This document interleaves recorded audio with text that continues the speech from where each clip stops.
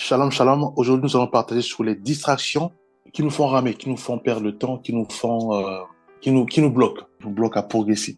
Voilà. Donc, nous allons rapidement prendre un verset. Donc, nous allons prendre Éphésiens 5, versets 15 à 16. Donc, je vais lire. Faites bien attention à votre conduite. Ne vivez pas sans réfléchir. Vivez plutôt comme des sages qui savent mettre à profit le temps que Dieu leur a laissé. Voilà, on va aussi prendre un autre verset. Donc ça va être Ésaïe 43, verset 18. Maintenant, le Seigneur dit, ne pensez plus au passé, ne vous préoccupez plus de ce qui est derrière vous. Nous allons encore enchaîner avec un autre verset. Donc, Philippiens 3, verset 13 à 14. Mais je fais une seule chose, oubliant ce qui est derrière moi et tendant toute mon énergie vers ce qui est devant moi. Je poursuis ma course vers le but pour en remporter le prix attaché à l'appel que Dieu nous a adressé. Voilà.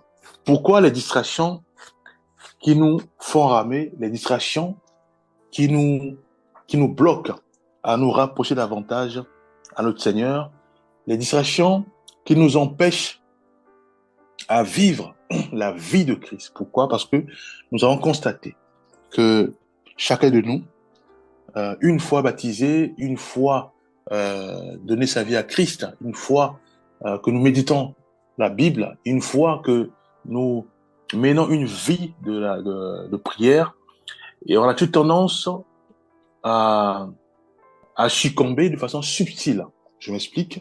C'est-à-dire que je peux recevoir un appel d'un frère, et au lieu de parler, c'est-à-dire qu'au lieu de parler de Christ ou de parler des histoires chrétiennes ou de parler des choses pour ensuite, ça va nous pousser à prier. Parce qu'en fait, l'idée, c'est ça. C'est-à-dire que quand on s'appelle un frère ou une sœur, on parle sur la vie chrétienne, on peut parler sur du tout et rien du tout, mais le but, c'est de nous converger à prier par la suite.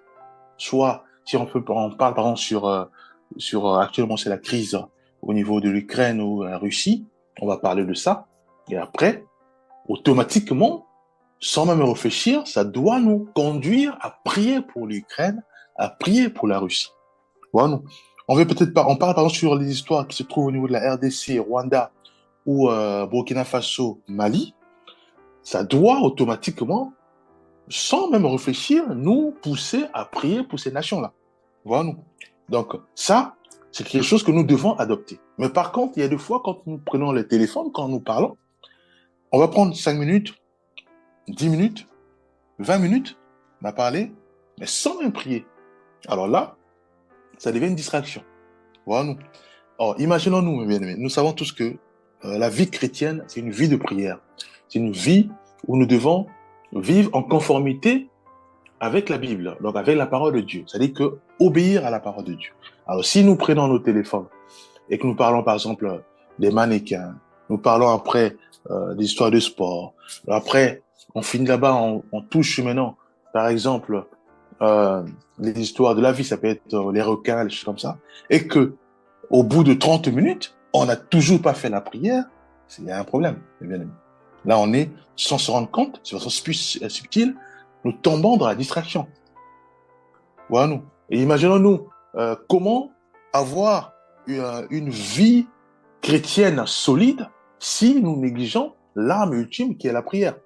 Voilà, nous. Donc la prière, mes bien-aimés, doit automatiquement résonner en nous de façon permanente. Donc, aujourd'hui, je prends un téléphone. On parle de rien du tout, mais en parlant sans se rendre compte, on est en train de pécher. Parce que si on parle par exemple sur un frère, ah, le frère là, apparemment, on comprend pas, et des fois, il parle ceci, parfois il parle cela, ou et des fois, on comprend pas. Voilà, nous. Alors, au lieu de prier sur ce frère, mais on continue à pointer les projecteurs sur ses défauts de ce frère, ou de la sœur aussi. Voilà, nous sommes chrétiens. À ce moment-là, on doit savoir que Christ veut que nous puissions prier les uns pour les autres. Christ veut que nous puissions soutenir les faibles. Voilà, c'est ça les entrailles de Jésus-Christ. Lui qui priait pour les autres, lui qui, voilà, on parle. Ah, on a constaté que le frère, apparemment, il ne se lave pas. Juste des exemples. Hein. Ou on a constaté que le frère, apparemment, il ne parle pas. Ou on a constaté que le frère, il ne marche pas. Ou on a constaté aujourd'hui, le frère, apparemment, il ne voit pas. Et qu'est-ce qu'on fait à ce moment-là? On prie. Seigneur, touche ce frère, ses yeux, afin qu'il puisse voir, touche ses oreilles, afin qu'il puisse entendre, touche sa vie, afin qu'il puisse se laver, touche. Voilà, nous. Donc, c'est ça, la vie chrétienne. Donc, si nous orientons où nous parlons sur ce frère et que à la fin on ne prie pas pour ce frère, il n'y a rien de souci. Donc, c'est ce qu'on appelle la distraction. Et là, le diable peut nous achever facilement. Pourquoi? Parce que il nous pousse. Le but du diable, rappelons-nous, son but ultime du diable Satan, c'est de pousser, nous chrétiens, à ne pas obéir à la parole de Dieu. C'est aussi simple que ça. Parce qu'un chrétien, c'est celui-là qui obéit à la parole de Dieu. Et comme il sait que si nous n'obéissons pas à la parole de Dieu, Dieu c'est l'un de nous. Puisqu'il dit, rapprochez-vous de Dieu, et Dieu se rapprochera de vous. Voilà nous. Et il nous demande aussi de résister au diable, Satan. Et il fuira loin de nous. C'est la parole de Dieu qui le dit. Alors ça veut dire quoi? Ça veut dire que si nous faisons le contraire, ça sera pareil. C'est-à-dire que nous n'obéissons pas à la parole de Dieu. Donc Dieu, c'est sa parole qui nous rapproche de Dieu. Mais si nous n'obéissons pas à sa parole, et Dieu sera l'un de nous, et c'est le diable qui se rapproche de nous. Donc le but du diable, c'est pousser l'humanité à ne pas obéir à la parole de Dieu. La preuve qui est simple, pour le cas des peuples juifs qui étaient une fois sortis de l'Égypte, ils ont mis en place encore le veau d'or. Voilà, mais pourquoi mettre en place le veau d'or? Mais tout simplement, c'est pour pousser le peuple à pécher. Voilà, c'est pour pousser le peuple à pécher contre Dieu, puisque Dieu défend les idoles. Voilà. Donc le diable fera tout. Non seulement au niveau des chrétiens, non seulement au sein de nos familles, non seulement au sein de nos quartiers, même au sein des nations, pousser toute une nation à désobéir au Seigneur. C'est pour ça qu'on va souvent dans la nation où ils mettent des statues partout, voilà, c'est des lois un peu par-ci par-là, voilà. Juste pourquoi? Juste pour pousser un peuple à ne plus obéir à la parole de Dieu. Voilà nous. Donc, et si on arrive à cela, et à ce moment-là, on sait tous que la grâce de Dieu, l'amour du Seigneur, l'Esprit de Dieu est attristé, puisque Dieu nous demande de ne pas attrister le Saint-Esprit. Prenons l'échelle des chrétiens, un frère ou une sœur. Donc, je sors de ma maison, je regarde par exemple des gens se chamailler, ou je regarde une situation d'hostilité, mais je reste là à regarder et à étonner de voir que les gens se battent, à voir que les gens se disputent, mais sans pourtant prier pour eux. C'est aussi une distraction, bien aimé. Donc, voyons les distractions. Prenons quelques versets. Prenons Proverbe 6, verset 9. Et toi, paresseux, combien de temps restes-tu couché? Quand cesseras-tu de dormir? Bien aimé. Mais dormir ici dit beaucoup de choses. Voilà-nous. Donc, nous, chrétiens, nous devons réaliser que la distraction, c'est quelque chose qui n'est pas bien pour nous parce que ça ralentit notre masse spirituelle, ça nous bloque à vivre la vie de Christ Jésus en nous, ça nous perturbe, ça nous distrait, enfin, ça nous déroute sur notre mission.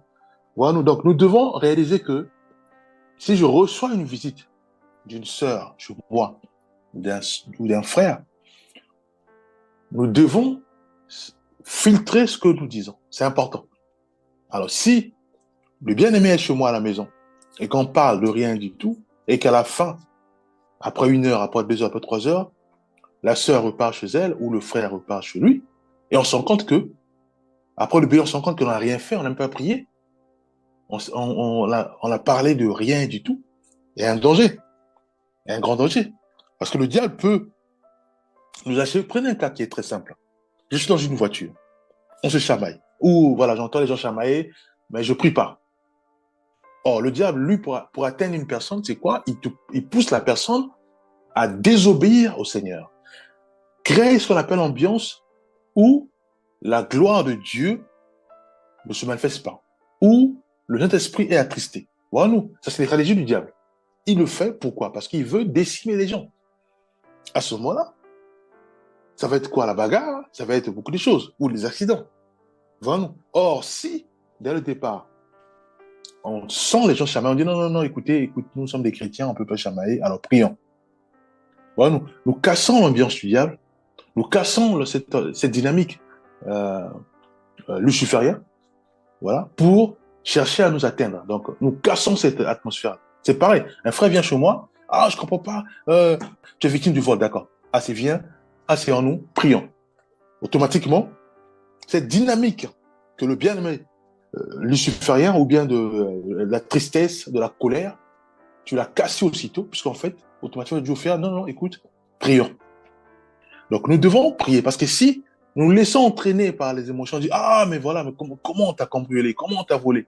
Explique-nous. Alors, ah, mais ils sont pas bien, ah, ça doit être aussi, ça doit être les jeunes que je vois au fond, là. Donc, du coup, on commence à parler des jeunes, à parler, ils prennent n'importe quoi, ils sont, voilà. Du coup, 1 heure, 2 heures, on parle de rien. Et là, c'est quoi? C'est la haine, la colère qui nous environne. Et le diable aime ça, puisqu'il se nourrit de ça. Et à ce moment-là, il peut envoyer, il peut nous attaquer facilement. Puisque déjà en nous, nous cultivons la haine, la colère sur les jeunes, par exemple. On sort, on voit ces jeunes-là, on commence à les taper. Voilà nous. Donc, et là, le diable nous a eu. Puisque un chrétien s'énerve parce qu'on l'a volé, il sort, il voit ces jeunes et commence à les taper. Parce qu'il y a eu des imaginations et des projections sur ces jeunes-là. Parce que souvent, ils sont dans la rue, donc ça ne peut qu'être eux qui ont volé soit ma maison ou qui ont volé mon téléphone. Voilà. Donc, c'est les distractions. Donc, la distraction nous bloque. La distraction nous éloigne de la vision que Dieu a assignée en nous. La distraction, mes bien-aimés, nous empêche de vivre pleinement notre vie chrétienne. Rappelons-nous, la vie chrétienne résume sur une seule chose, obéir, enfin croire et obéir à la parole de Dieu. Croire en Dieu, bien sûr, à Jésus-Christ, et obéir à sa parole. Alors le diable fera tout pour nous injecter, nous envoyer toutes sortes de distractions pour nous dérouter, pour nous empêcher à croire en Jésus-Christ et pour nous empêcher à obéir à sa parole. Voilà. De toute façon, il le fait à l'échelle humaine comme à l'échelle des nations. Donc, il peut pousser une nation à mettre des statues partout. Tout ça pour pousser cette nation à vivre dans la désobéissance. Voilà, ou même une famille. La famille, on peut mettre des statues dans la maison, on peut mettre, voilà, on prie pas. Voilà. Le but, c'est de pousser toute une famille à ne plus croire à Jésus-Christ et aussi à désobéir délibérément ou bien inconsciemment à la parole de Dieu. Voilà. Donc c'est ça. Donc nous devons réaliser que euh, notre vie doit automatiquement être calquée à la vie de Jésus-Christ. Nous devons miser loin. Nous devons voir Christ comme notre modèle et nous devons le suivre lui, l'imiter lui qui Jésus-Christ de Nazareth. Voilà. Et pour y arriver, nous devons être simples et nous devons aussi être prudents, hein, comme dit la parole de Dieu. Nous devons réaliser que toutes les visites que nous recevons, toutes les visites, nous devons les filtrer. C'est-à-dire que tout ce que ça doit être filtré à l'image de la parole de Dieu. Donc, si un frère vient violemment ou voilà, ou par émotion pour nous avoir, nous devons toujours casser cette dynamique de l'émotion, casser la dynamique de la colère, casser la dynamique du rejet dans la prière. Nous devons prier avec ce frère ou avec cette soeur. Si il veut dire non, non, j'ai été victime. Alors, assieds-toi, prions, aussitôt. Si on le laisse parler, c'est fini. Ça va être, voilà, il va parler, 1 heure, 2 heures, 3 heures, et après, on raccroche, et on n'a même pas prié. Et voilà, on a fait 1 heure, peut-être qu'on devait peut-être faire l'accident aussi, puisque là, on n'est plus on va dire, on n'est plus dans la vie spirituelle. On est au contraire rempli de la haine, de la colère, des morts, de la tristesse. Voilà, nous. Josué 1, verset 9. J'étais commandé d'être fort et courageux. Ne tremble pas, n'aie pas peur, car moi, le Seigneur, ton Dieu, je serai avec toi partout où tu iras. Voilà. On a l'habitude de parler 1 heure, 2 heures, 3 heures sur les histoires de la vie. À ce moment-là, on va dire, papa, est-ce que c'est possible qu'on puisse aussi prier parfois sur cette vie? Prions par exemple sur la nation. Prions par exemple pour les autorités. Prions pour les nations. Voilà. Le papa va dire, oh mais tiens, mais on n'a jamais vu ça, parce que souvent on parle des histoires et autres. Bon, écoute, on va prier. Papa il va dire, bon, toi prie. Tu pries. À ce moment-là, la dynamique, elle est cassée. Maintenant, tu instaures l'atmosphère de la prière. Ou tu peux dire, voilà, bon, on va essayer de faire des exercices. Moi, je prends une Bible, toi, tu ouvres la Bible, et puis après, tu lis, et puis tu nous exhortes. Juste comme ça. Voilà, ça peut être entre amis, ou entre collègues. Voilà, nous, mes bien-aimés. C'est ça, la vie chrétienne. Nous devons vivre comme Christ. Parce que Jésus-Christ, lui, quand il recevait les gens, ou quand les gens venaient le voir en courant, ou avec toutes sortes d'émotions, lui cassait cela. Voilà, nous encore avec le Jairus, où il dit que voilà, sa fille était morte. Il va dire non, ne crains pas, prie, crois. Voilà, nous. Donc, partout, on va lire Jésus-Christ lui casser cette dynamique-là. Parce que, voilà, pour lui, il était absolument important de casser la dynamique de la peur, la dynamique de la haine, la dynamique de la tristesse, la dynamique de tout ce qui est remords, la dynamique. Voilà, pourquoi? Parce que le diable se sert de ça pour nous atteindre, pour nous pousser à la distraction. Nous devons au contraire réaliser que quand cela arrive, automatiquement, nous devons prier ou dire à la personne de prier, parce que seul Dieu qui agit, seul Dieu qui transforme. Hein. Il dira à Marthe ou Marie, par rapport à Lazare, que je t'ai pas dit que si tu crois, tu viens à la parole de Dieu. Voilà, il casse ces dynamiques-là. Il casse. Parce que, puisque la sœur de Lazare va dire que non, voilà, si tu étais là, voilà, il ne pas mourir. Donc, il casse des dynamiques-là. Il y en a plein dans la parole de Dieu. Voilà nous. Donc, nous allons prendre un autre verset. Ecclésiaste 2, versets 1 à 2. Je me suis dit, viens, goûte au plaisir de la vie, découvre le bonheur, et voilà, cela non plus n'a pas de sens. La gaieté est une chose stupide, et la joie n'apporte rien. Voilà, mes bien-aimés. Donc, la distraction, c'est quelque chose qui nous bloque notre vie spirituelle. Prenons les cas de bien-aimés où quand ils voient une sœur, automatiquement, ils convoitent la sœur, sachant que le bien-aimé est déjà marié. Voilà. Et là, c'est la distraction. Voilà. Le diable s'il sait que toi, tu succombes souvent dans la convoitise ou dans la séduction, il va t'envoyer des frères, il va t'envoyer des sœurs. Belle ou beau, à ce moment-là, dès que tu vois, tu tombes. Pourquoi? Mais pour t'empêcher à prier, pour t'empêcher à réprimander ou à expulser cet esprit-là qui te pousse à convoiter ou à se laisser séduire, bien aimé. Voilà-nous. Donc, le but, c'est quoi? Le but, c'est de réaliser que la distraction, c'est vrai, c'est un gros mot, mais c'est un petit mot. Pourquoi? Parce que la distraction, on peut la combattre. En quoi? Faisant juste la prière. En priant et en méditant la parole du Seigneur. Voilà. Donc, nous devons réaliser que la distraction, c'est dans beaucoup de domaines. Donc, ça peut être des domaines financiers. C'est-à-dire dès qu'on voit l'argent automatiquement tombe, ça peut être dans les objets. Voilà. Donc, j'ai suscité quelques exemples, mais il y en a plein, hein, que tout le monde, nous tous, on va se reconnaître. Hein, voilà. Donc, ça peut être aussi la télé. Voilà. Donc, je reste 1 heure, 2 heures, 3 heures, 4 heures sur la télé. 1 heure, 4 heures sur la télé. Ou je suis là sur TikTok, ou je suis là sur Facebook, en train de regarder les trucs, les vidéos. Pas, je regarde. Mais c'est la distraction. Donc, en fait, je fais 2 heures à regarder les vidéos, comme ça, sur TikTok, sur l'autre là, et je ris, parce qu'il y a des vidéos qui sont amusantes. Mais bien aimé, mais le diable nous a eu, parce qu'en fait, il nous empêche même à prier. Parce que quand on prie, on devient fort. Mais quand on est là à rire, parce qu'on est sur TikTok, voilà, ça nous fait du bien, on rit, mais bien, on n'a pas prié. Et le diable nous a voir comme ça. Voilà. Le diable, pour décimer une nation, qu'est-ce qu'il fait? C'est simple. Il vous pousse à la désobéissance à la parole de Dieu. Et comme il sait que cette nation-là n'obéit pas à la parole de Dieu, cette nation-là ne respecte pas les principes bibliques, il dit ça c'est à moi. Il peut faire ce qu'il veut. Il peut créer des accidents. Il peut créer toutes sortes de choses. Parce qu'en vous, il n'y a pas ce qu'on appelle le feu du Saint-Esprit, par le feu de la prière. Eh bien, il n'y a rien, puisque il n'y a que la désobéissance. Et à ce moment-là, qu'est-ce qu'il fait pour décimer une nation? Il prend ces éléments-là et il va maintenant vers le Père pour vous accuser. Il dit, voilà cette nation, tes brebis, regarde, cette nation-là. Ils obéissent pas à la parole de Dieu. Voilà tous les principes bibliques. Tout a été foulé aux pieds. Maintenant, je réclame maintenant cette nation. Sur ta parole, sur la base de ta parole. Comme Dieu, il a mis les lois bibliques, les principes bibliques.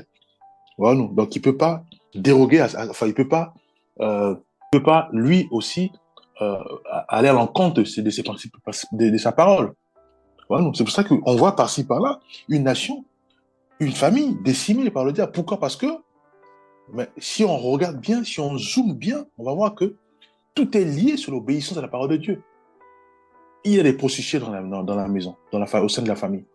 Tous enseignés par la parole de Dieu, tous enseignés par soit un frère ou une sœur, mais ils ne veulent pas écouter. Ils ne veulent pas mettre en pratique la parole de Dieu. Et le diable, qu'est-ce qu'il fait? Il passe.